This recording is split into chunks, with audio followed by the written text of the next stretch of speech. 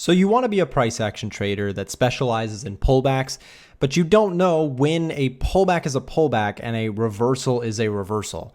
You don't want to get caught selling into something just before it explodes higher and you're suddenly holding the bag, but you do want to capture great opportunities where your risk to reward gets maximized by catching the pullback. In this video, I'm going to show you guys a pullback trading strategy meant for all levels of traders. This is something that I personally use all the time, and it's my bread and butter way of entering the market more accurately. Let's get into it. Welcome back to the channel, you guys. My name is Nick. I talk all about trading Forex, and in today's video, we're talking about specifically a pullback trading strategy for all levels of traders. So let's say that you're looking at a market and you say, okay, I like the idea of trend following. I like the idea of going with the flow of the market. But you don't know when a pullback is a pullback and when it's not. So for example, before we jump into a chart view, let's just talk about this conceptually. You see a market that's exploding higher, right? The market is trending very, very well. And you say, wow, this thing is trending, but I really want to be a buyer. We know, especially if you're a little bit experienced in this, that buying here may not be the best idea.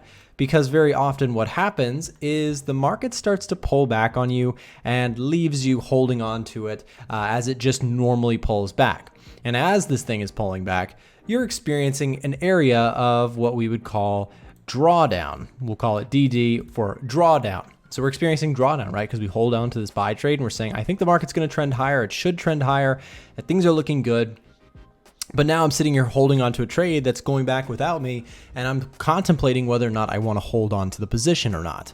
Well, you're not alone. This is a very common experience for traders. And I want to show you guys how, when we wait for pullbacks, we can increase our risk to reward, and with this particular strategy, can find even better setups. What's up, traders? We're looking for more people to join our free Discord channel for Forex traders. Inside, you'll get our weekly watch list. You'll see trades that we're taking with full breakdowns and explanations, and so much more. Join us by clicking the link, and we'll see you inside the Discord. So what if instead of buying up here, we say, okay, I'm not going to chase, because chasing is really, really dangerous, and we can sit in a bunch of drawdown because of it. What if instead we wait for this scenario where we start to see a pullback on the chart? And then we're looking for an opportunity to get in. Instead of buying up here, we increase our probability of making money by waiting for the discount, and we get a better entry with less drawdown. So we can skip the drawdown part, or at least some of it. So anyways, markets come down and now you're feeling, okay, I can get in. But where is this level? This is the golden question. Where and when do you find this scenario? Do you wait for the RSI? Do you wait for the MACD? Do you wait for support and resistance? Do you wait for, I don't know, a tweet to come out from Donald Trump that's going to change everything? Who knows, right? That's what we're going to talk about in today's video. So I want to set the scene and just paint for you why we look at pullbacks, why the pullback strategy that we're about to talk about can be so powerful, so that you understand why we are looking for them in the first place. By waiting for this pullback, and let's clean this up, I'll show you guys something else cool. By waiting to enter down in this area after a pullback, we get a better what is called risk reward. So let's say we buy this market down here after seeing the retracement. And let's just say, for example, that this distance is a 50% distance. So at the 50% retracement, and I'm just making that up for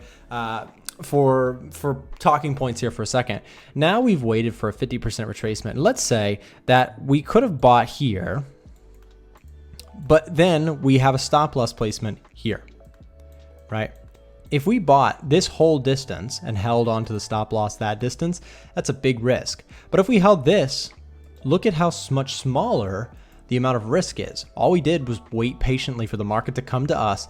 Now we're in, and if we're correct, we could capture an amazing risk to reward. And conversely, if this market tanks and we're incorrect, the risk that we're taking is now smaller. You got that?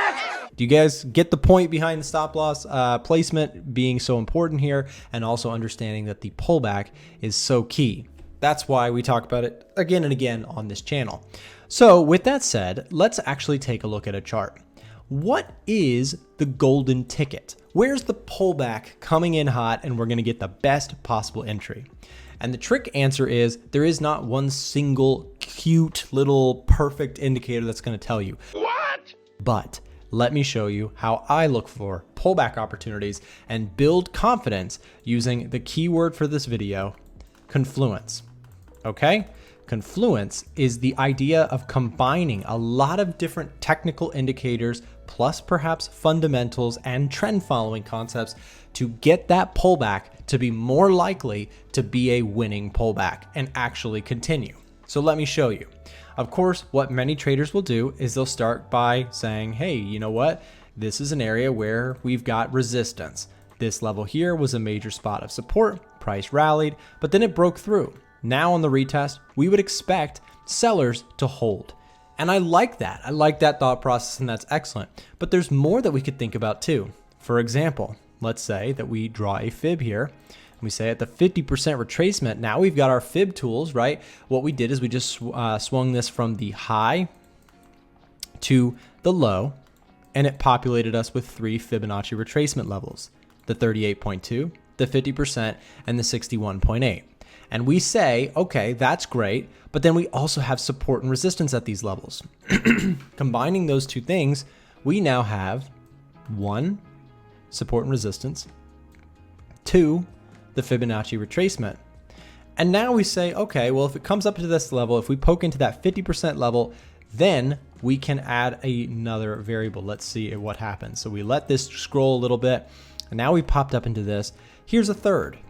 Take a look at this little indicator down at the bottom. Nothing magical. I know people hate indicators. Some people are very much not fans of them, but hear me out on this. The RSI is printing overbought. And all that's telling us is that in the short term, we've seen a spike to the upside that very much could entice some of the sellers who are looking to get a nice premium overbought status. So now we have 3, right? Support and resistance. We have RSI. We have the 50% retracement. And I'm going to add a 4th. We have the overall downward trend of this market. Trending down. How could we quantify that? Well, an easy way that I like to do is using the 20, the 50, and the 100 simple moving average. We're looking at a daily chart, so this is more of a swing trade, but all of these same principles can be applied to many time frames when using simple price action. In fact, we also kind of line up nicely with that 50 moving average. So the 50 moving average is just close by. So technically, we could argue that we have now 5 confluence factors telling us that this market should roll over. Now, let's bar this up so we can see the chart a little bit better. And let's just say that we now decide, okay, from a technical analysis perspective, we're all good. I happen to know that during this time, I was actually very much bearish on this pair. We are using the replay function, so this is historical, but I was actually short on the euro dollar for much of 2022 this year due to the hawkishness of the US Federal Reserve. Now, fundamentals are a whole nother category of things to be looking at when it comes to identifying good pullback trading, and this is how I personally do it. I will do fundamental analysis very regularly. It's something we do on the channel a lot. We talk about what the Fed is up to, what the central bank in Europe is doing, right? The ECB. We're focused on that because those stories, those narratives can drive prices around as well and can actually add confluence to pullbacks as well. Technically, we could have 6 on the board, but just for the sake of keeping it technical for this video, we'll say we have 5 confluence factors. Then, now it's time to set up the idea behind the trade. So let's say markets come up to us. We've finally gotten the pullback. We're seeing this market rally back in the context of an overall downward trend. All of our factors align, and we say, now it's time to take the trade. Well, guys, so many people mess it up from here because now you've got the entry, but let me tell you something so important. Okay, let me show you something. And part 2 of this video is going to be so important. If you stick around to the end, you're going to miss, here's the thing. Most people have probably left the video by now, but if you're still here, I want you to think through this with me. Which do you think is more important, the entry or the exit of a trade? A good trade, is it more about the entry or the exit? Is it good and more important to get the right timing of that entry? Or is it more important to manage the trade after you're into it? Let me make a little bit of a controversial argument. I am going to say that the exit is probably like 2 times more valuable than the actual entry. Everybody loves talking about entries. Of course, this video is talking about a pullback style of entry. And entries are important, don't get me wrong, but the exit is that much more important in my personal opinion because when do you actually make your profit and loss? When do you make your money? You don't make it on the entry. You make it on how you choose to exit the trade. Do you stop out quickly if you're wrong? Do you hold on to a winner? How do you hold on to a winner? Do you take partials? Do you trail stops? Do you take the full trade off if it hits your target? All of these things are very, very important, and hence why we have more videos coming on that as we go along. I invite you to subscribe to the YouTube channel if you haven't already. Let's keep going on this topic though and talk a little bit in shortcut about the exit. Many traders, what they will do is from here, they'll say, okay, I get the entry. I'll put my stop loss just above the 61.8. This gives me a little bit of room to run. And if this market breaks out, I'm out of there. I'll take that loss. I like that line of thinking. I would say that that's pretty nice. Now, I also want to just add in here that there could be liquidity grabs. There could be short-term little spikes above this level. That is something that sometimes traders will talk about on YouTube. That's a big topic, right? And perhaps it does. But for me, what I'm going to do is I'm just going to account for as much as possible to give myself some room with the stop loss. I don't mind having a little bit larger of a stop loss if it means I can avoid some of the nonsense that may happen at this level. Not always, but sometimes. So I widen the stops just a little bit, give myself a little bit of distance, but still going for a decent risk to reward. A lot of traders, what they'll do is they'll look to go for something like this, a 3-to-1, a 2-to-1, where they're saying, okay, my stop loss is in place. If I'm right, I should make a nice bit of money. And if I'm wrong, I'll lose a little bit of money. Cool. That's awesome. Here's how I personally choose to exit the market. This is my personal way. Not everybody agrees with me. In fact, a lot of YouTubers or a lot of people who watch my YouTube videos, they exit their trades differently, and that's okay. My strategy is not the end-all be-all way to trade, and I wouldn't claim that because I think that's really narrow-minded and ignorant to think that your style of trading is just the absolute best and no one else can trade successfully. Let me tell you though how I do it so that maybe you can think through some of the same questions that I had for my own trading. I like to trail stops, which means I'm going to take this take profit and I'm going to get rid of it.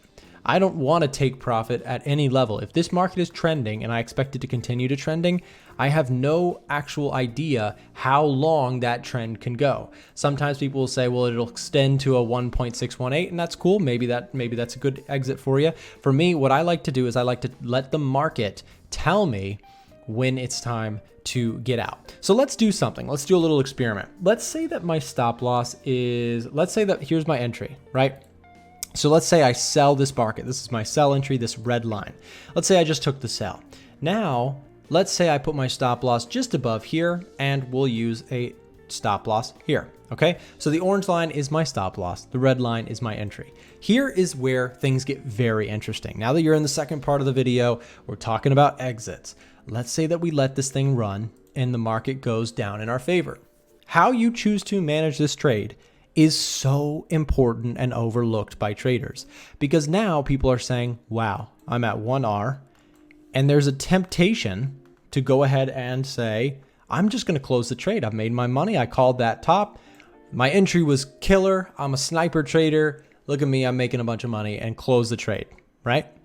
The problem with this is that in my experience, oftentimes when you catch a good entry, sometimes you'll get some chops, sometimes things won't work out, but every once in a while you catch a good entry and you'll let it go to waste if you just take profits instantly, because every once in a while you catch an amazing runner. Now, this one I believe is a decent trade. I've already looked at it, but you can already see that things have rolled over. And so now what I would personally do is I'd say, okay, we got the rejection here. We're well over 1-to-1 risk to reward. We're floating probably around 2R. So I would take that stop loss and I would trail it to break even. Okay. So now this is how I'm managing the trade. The market is telling me what to do next. So how is it telling me? I'm just watching market structure. If we can break this area here, then what I'm going to go ahead and do is I'm going to look to secure some more profits. How do I define breaking? Well, if it is able to close underneath this by a nice margin, then I perhaps will go ahead and trail that stop above just this area. Let's see if we can get that move.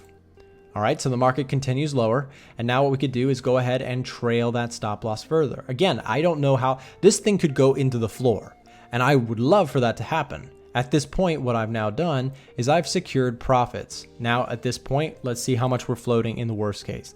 We're floating about 250 pips. We've locked in about 155 pips in the worst case. So if this market snaps back against us, we'll be out for 155 pips profit. And let's say this market continues. Let's say that, well, actually, we'll see.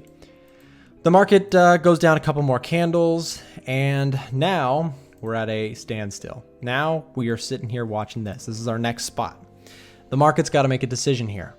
It's either got to break this level down and continue on to the downside, in which case we'll repeat the process, trailing at major structure of the market.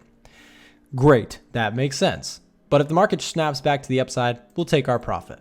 Let's see what happens next. Okay, the market closed outside of our level. So at this point, we're going to go ahead and tighten up the stop loss. I'm going to put it right above this candle there and lock in a little bit more on the trade. So now at this point, we have locked in 237 pips. Again, had we just chosen to take profits on this initial candle, we would have left a major amount of profit on the table. And that's why I like to let winners run and really trail market structure.